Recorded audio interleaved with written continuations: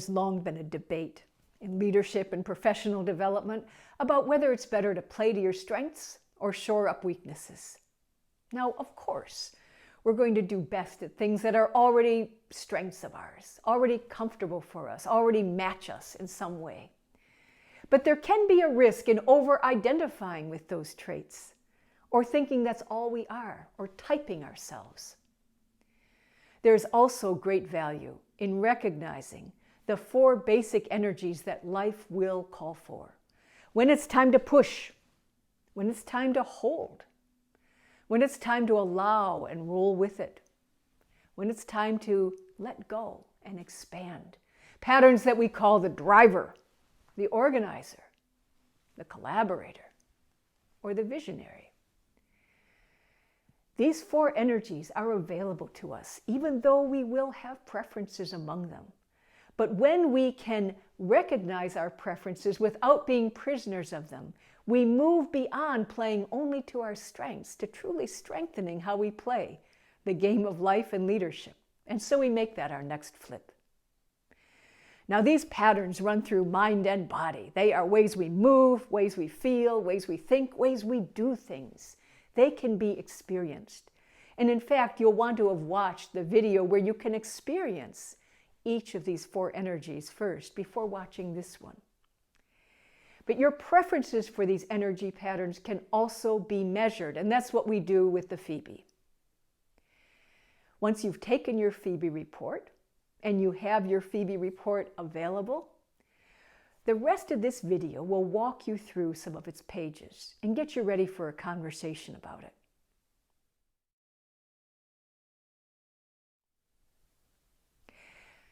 Page 5 in your FEBI report is your overall energy profile.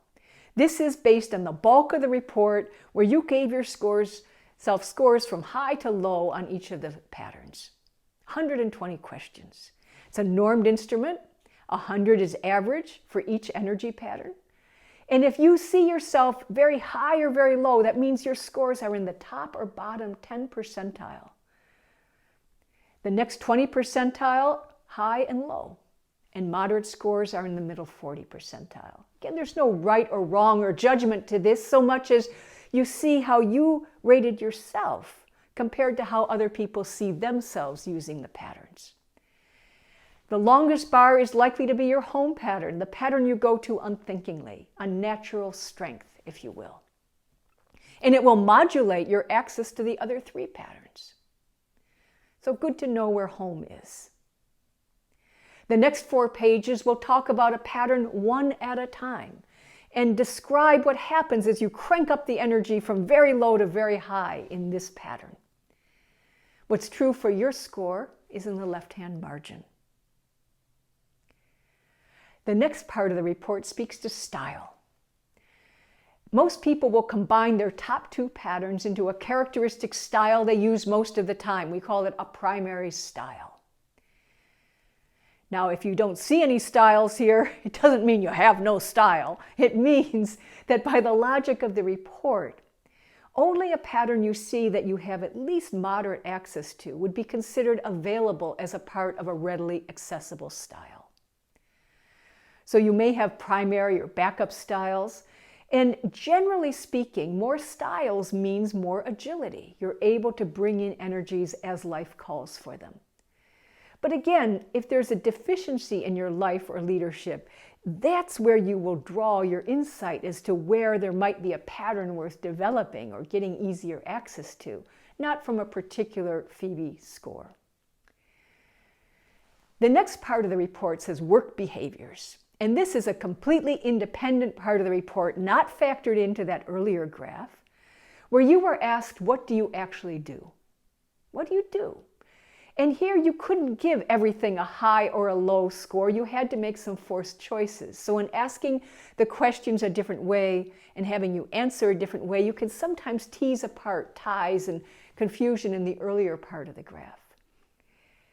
What you gave the 5s to will appear at the top, then the 4s, 3s, 2s, and 1s. And you might notice some patterns in here. If you covered the bottom half of this graph, you might see certain colors dominate in the top half, which would be a read of your style in practice. And then finally, we come to the end of the report where we talk about potential risk areas, which again can be assessed only by looking at your life, not at your FEBI report, and how to develop easier access to any pattern that could mitigate those risks. And the ways to develop them are many, from work behaviors to things that you can do in your avocations, ways of using your senses, or even breathing.